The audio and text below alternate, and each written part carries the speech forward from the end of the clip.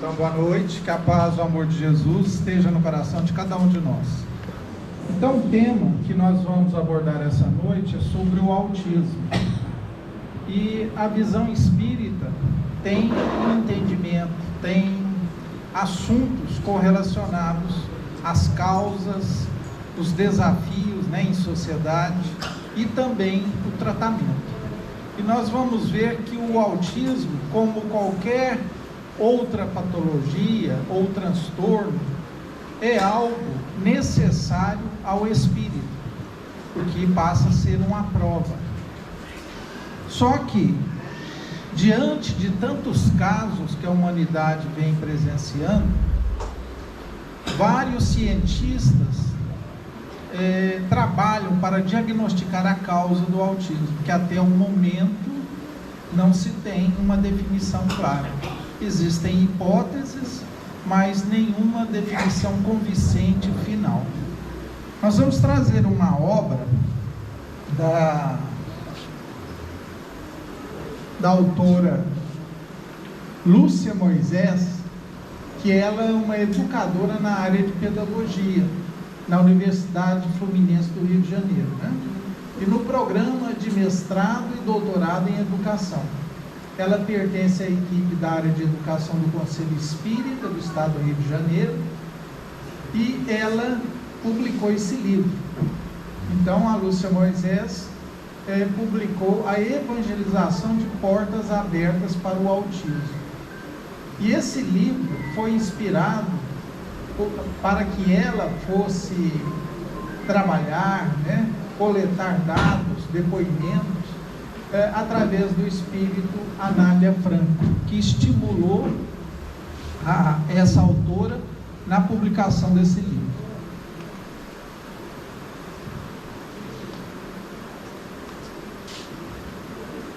Qual que é a definição do autismo? Seria um transtorno do neurodesenvolvimento que se caracteriza por déficit nos âmbitos da comunicação e da interação social. Então, todo autista tem um certo grau de deficiência de comunicar-se.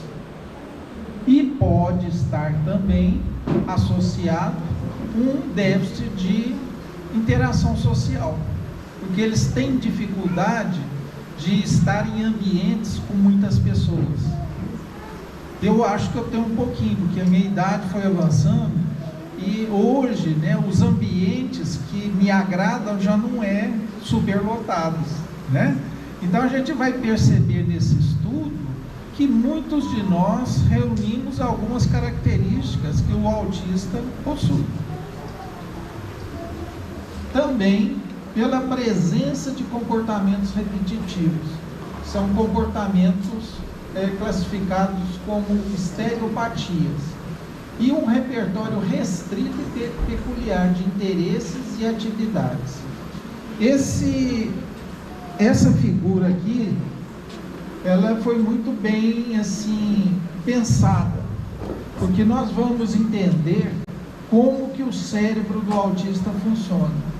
Então, isso aqui está representando os dois hemisférios cerebrais. Um de um aspecto normal e o outro bagunçado. E para que essa interação, tanto da comunicação como da interação social, funcione adequadamente, é necessário que os hemisférios troquem informações um com o outro. O que falta no autista. Então, muitas vezes um hemisfério predomina. E nós vamos ver mais adiante depoimentos de autistas retratando essa dificuldade. E apesar do grande avanço da ciência, da medicina, da telecomunicação, dos processamentos de dados, o que mais trouxe informação para a comunidade científica foi os depoimentos dos próprios autistas.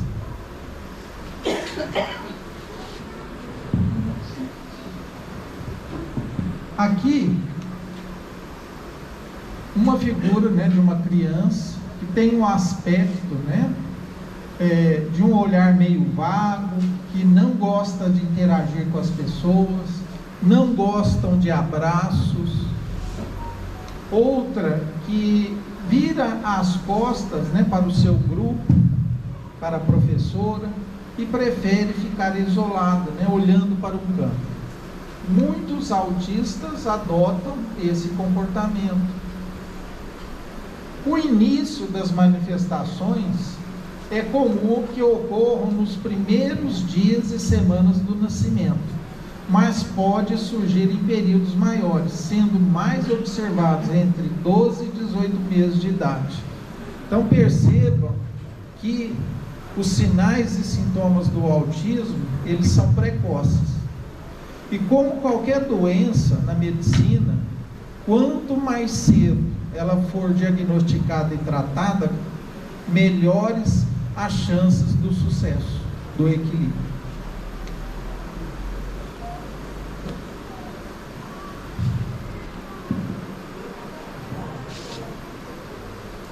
No Código Internacional de Doenças,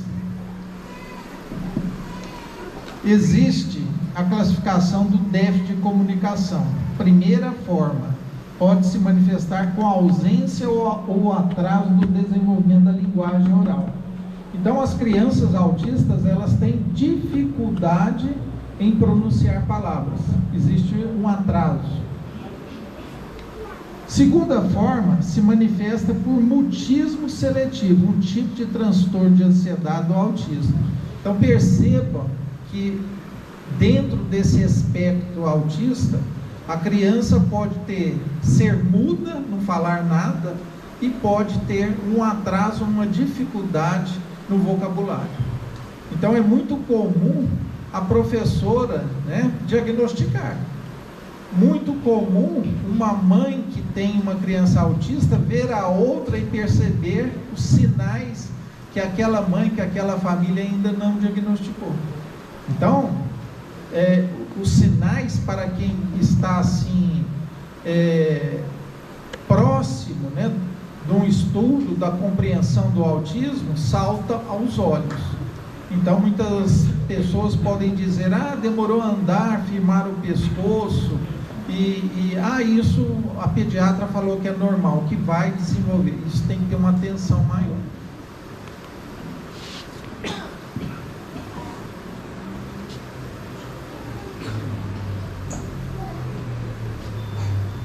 Também pelo déficit de interação social, muito recorrente no autismo, torna-se evidente na falta de reciprocidade, nas dificuldades de socializar-se e estabelecer contato com outras pessoas.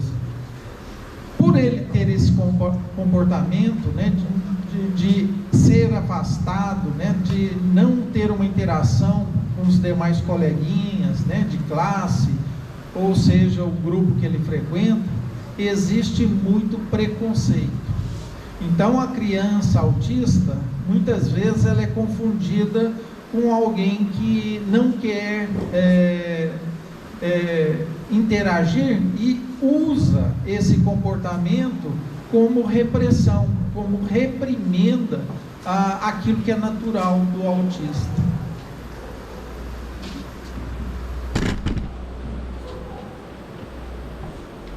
Os comportamentos repetitivos podem ser encontrados nos gestos, na fala e nos movimentos, para que quem os vê do exterior podem parecer atos sem um objetivo aparente.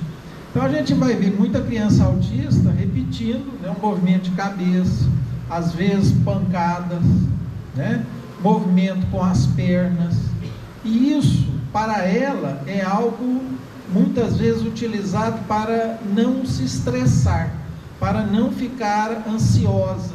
Então é uma forma de jogar a energia para fora, para adquirir um autocontrole, um equilíbrio.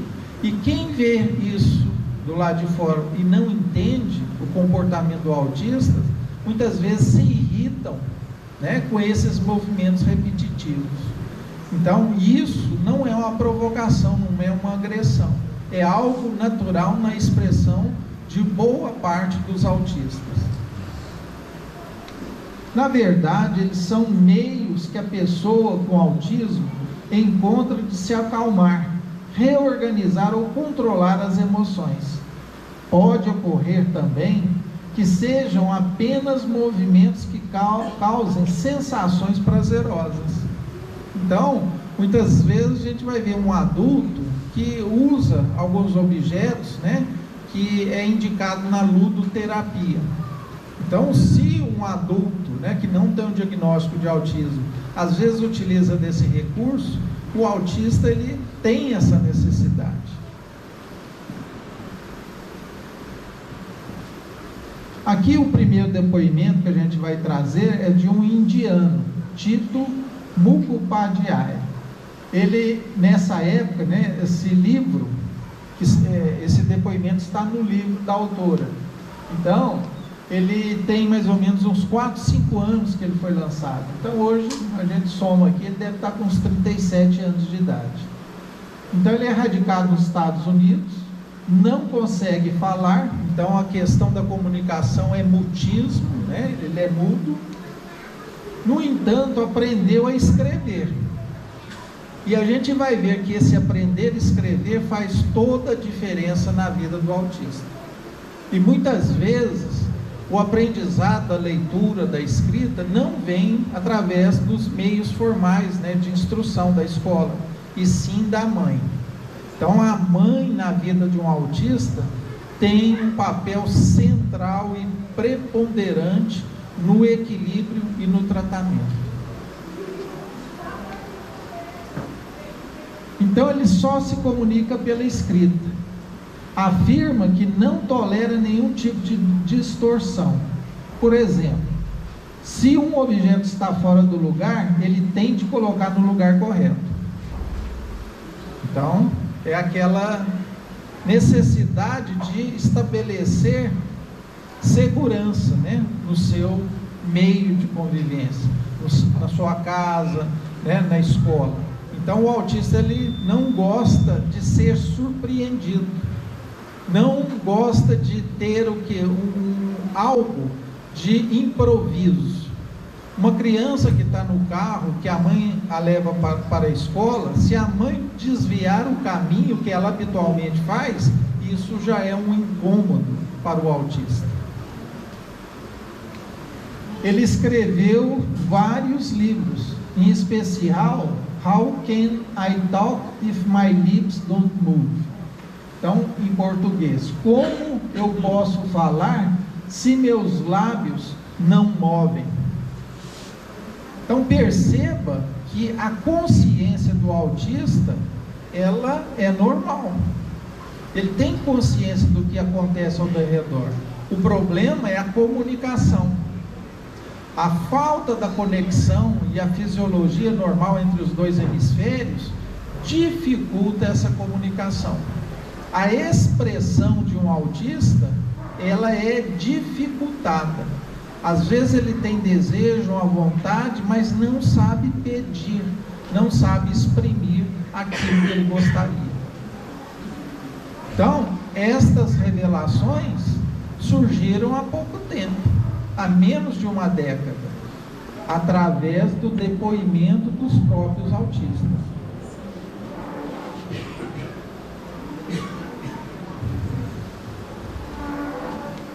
O CDC, que é o centro, né, do governo americano de controle de doenças, ele fez um levantamento. Então, está nesse livro que a prevalência, né, de autismo nos Estados Unidos era de 1 para cada 44 crianças. Então, isso no passado, há 40, 50 anos atrás, não tinha essa prevalência. Mas a cada 2 anos, aumenta 10% dos dados divulgados desde 2018. Então, imagine, né? A cada 44 crianças numa sala de aula, é provável que tenha um autista. E esse número vem aumentando. a ponto de perceber que o autismo tem incidências variadas. Então, dependendo do país, dependendo do continente, existe uma variação, mas nos Estados Unidos passou a ser um problema de saúde pública. Então, no nosso planeta, o transtorno do espectro autista ocorre em todos os grupos raciais, étnicos e socioeconômicos. Então, o rico não está protegido contra a incidência do autismo. Uma pessoa que vive no Japão, no Brasil, tem chances, né, de ter na família alguém que possua o autismo. Olha que interessante. O TEA é mais de 4 vezes mais comum entre meninos do que entre as meninas. Então, isso dá uma indicação que o cromossomo Y, né, que está no sexo masculino, favorece a manifestação do autismo. Então, ele tem uma incidência 4 vezes maior entre os meninos do que com as meninas.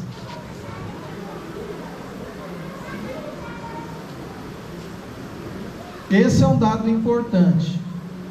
A incidência e nível de manifestação do autismo, segundo os estudiosos, atestam que não existem 2 pessoas que apresentem as mesmas características desse transtorno. Então, o grau de incidência, tanto do transtorno de comunicação como de convivência social, ele é muito variável de pessoa para pessoa. Então, não existem 2 autistas que são 100% idênticos. E outra coisa que chama atenção, gêmeos idênticos, aquele que é igualzinho ao outro, que tem a mesma carga, né, de DNA. Existem irmãos que um tem autismo, o outro não tem, e tem o mesmo DNA. Então perceba que existe algo além da matéria, existe algo além da compreensão física, e que certamente está ligada, vinculada a causas anteriores de outras encarnações.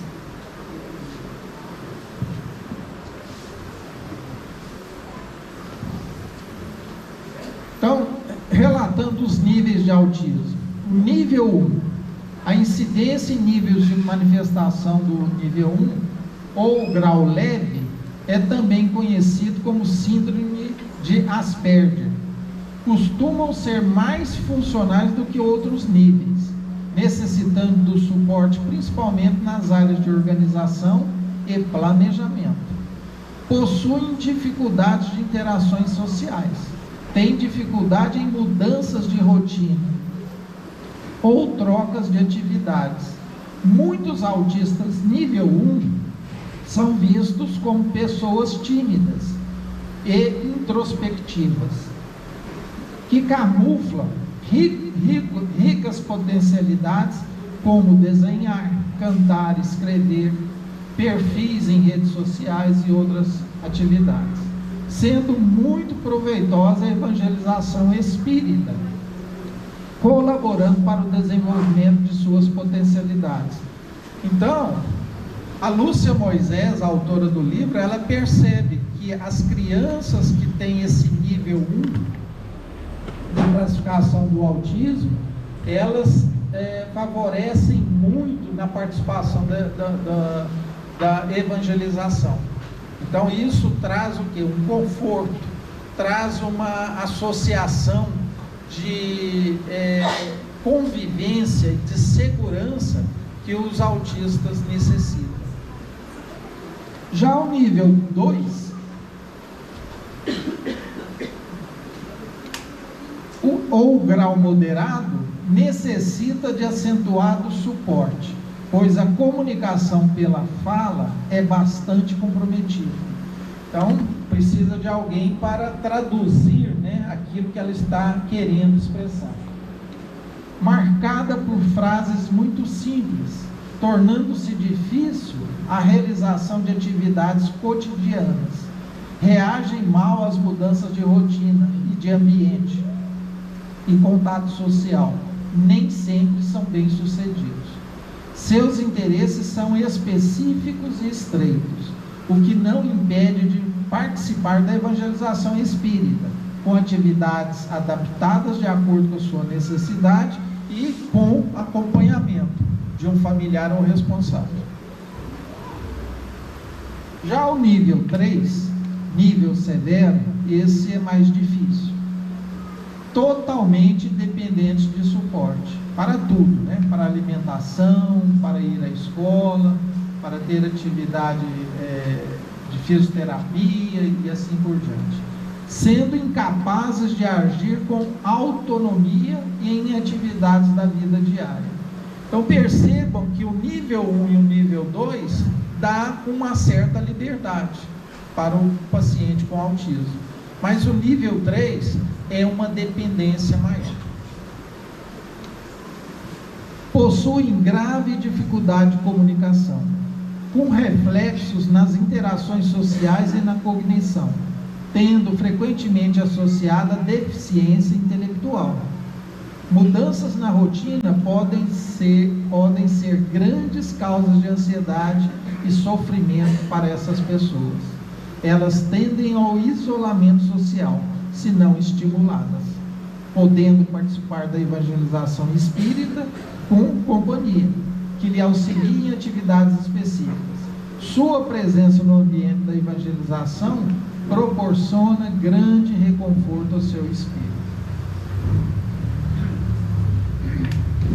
Então, diagnóstico e acompanhamento profissional adequado. A gente vai ver que não é um único terapeuta. Então, o paciente com autismo, ele precisa de uma equipe multidisciplinar. Em cada setor, desde a fala, da nutrição, da movimentação, da instrução, é necessário um profissional especializado nessa área. O diagnóstico é apenas clínico. Não existe exame de imagem, exame sorológico, né? Exame de DNA que comprove o autismo. Então, todas as características que são sinais e sintomas, o profissional vai fazer o diagnóstico correto. Não existem esses exames, né, de imagem, laboratoriais, para este fim na atualidade, podendo haver indícios de causas genéticas e fatores ambientais. Os diagnósticos e tratamentos precoces podem minimizar a evolução clínica. O tratamento é multidisciplinar, envolvendo especialistas como psiquiatra, neurologista, psicólogo, fonoaudiólogo, terapeuta ocupacional e, em alguns casos, até um nutricionista e fisioterapeuta, dependendo do comprometimento. A terapia espírita é fundamental, utilizando as ferramentas da evangelização infanto-juvenil, o passe espírita, a água fluidificada, o tratamento de desobsessão em alguns casos, que pode ter uma influência espiritual associada, o evangelho no lar, que é de grande importância e peso no equilíbrio, palestras espíritas, se possível, né, de acordo com o espectro desse paciente. Possíveis causas, né, do autismo. Então, isso aqui é nada comprovado. Infecções, trabalho de parto com sofrimento fetal, né, onde a criança demora a nascer, quando às vezes o cordão umbilical, né, causa um estrangulamento na circulação, causas genéticas, né? Então aqui, ó, gêmeos idênticos, 60% podem estar associados, mas existem uma porcentagem que não está associada, ou seja, não é uma causa exclusivamente genética. Traumas durante a gestação, exposição a agentes tóxicos. E aqui, hoje, muito se estuda sobre o excesso de vacinas. Se a gente olhar na nossa idade aí, que tem 50, 60 anos, nós tomamos um número aproximado de vacina que não passa de 20, 40. Hoje tem jovem, adolescente, que já passou de 70, 80 doses de vacina no seu cartão vacinal. Então isso pode, às vezes, desenvolver, né? Isso ainda não está fechado, mas é uma hipótese que se coloca. E tem um argumento forte nesse sentido. Tem uma sociedade dos Estados Unidos que elas vivem no campo. Tudo que ela come e alimenta é ela mesma que produz. Então é chamada sociedade Amish. E essa sociedade não toma vacina. E o índice de autismo nessa sociedade é baixíssimo comparado com a população que vacina.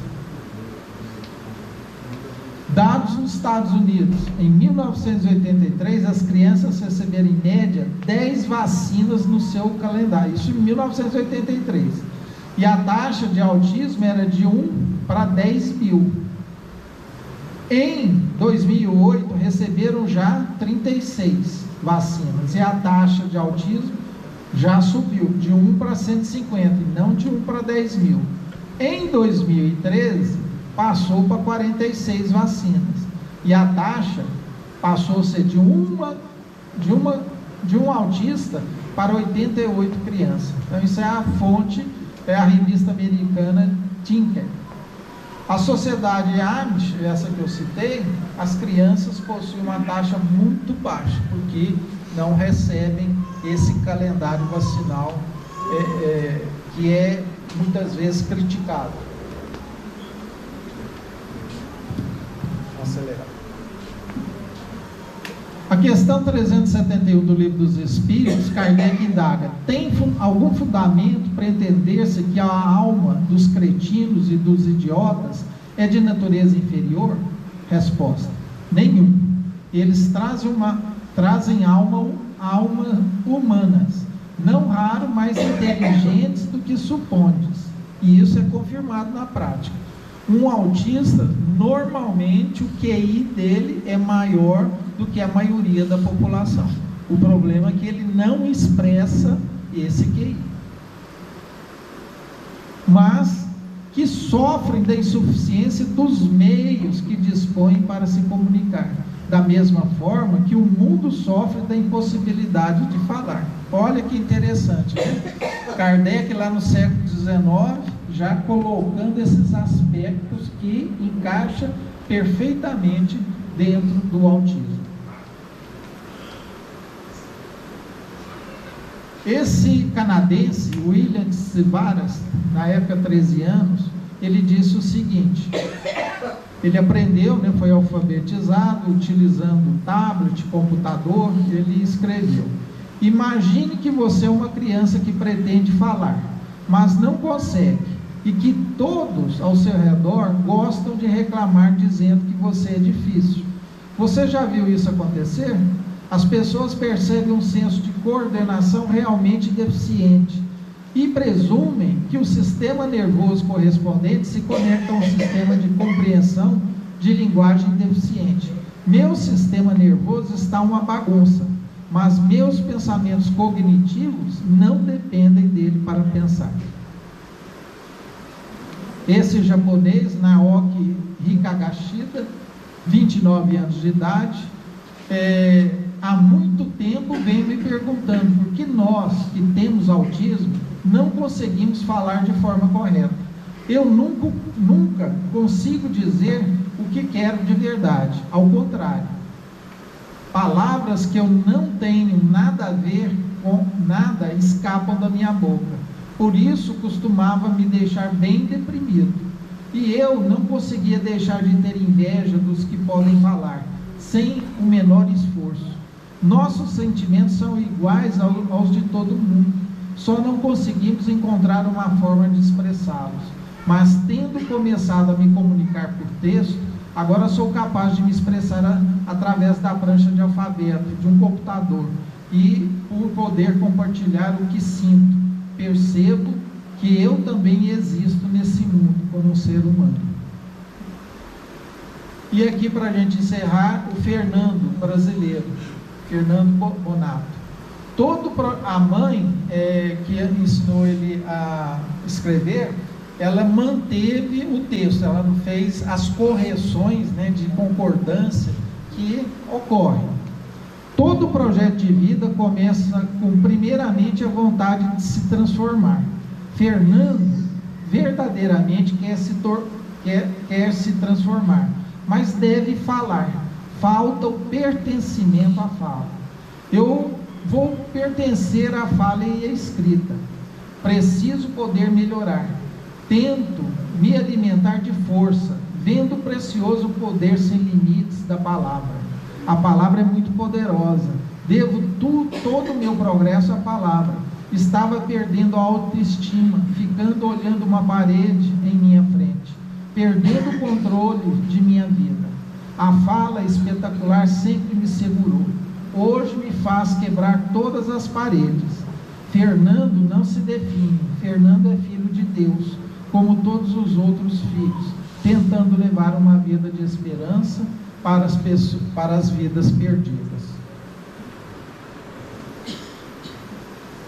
Então era isso que a gente gostaria de trazer e mostrar, o outro lado que nós não conhecíamos direito, e saber sim que há tratamento, há uma perspectiva, é uma prova, é um desafio, mas que todos nós, principalmente a Casa Espírita, através da evangelização, pode contribuir de maneira muito eficiente no equilíbrio e na saúde dos pacientes com autismo. Que a paz, o amor de Jesus permaneça no coração de todos. Assim seja.